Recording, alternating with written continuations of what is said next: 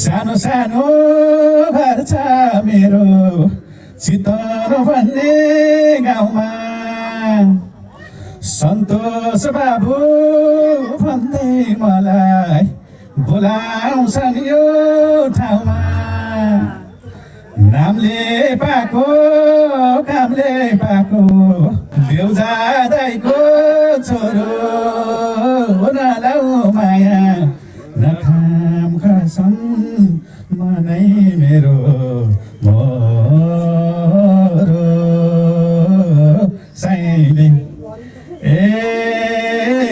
साइली मसँगै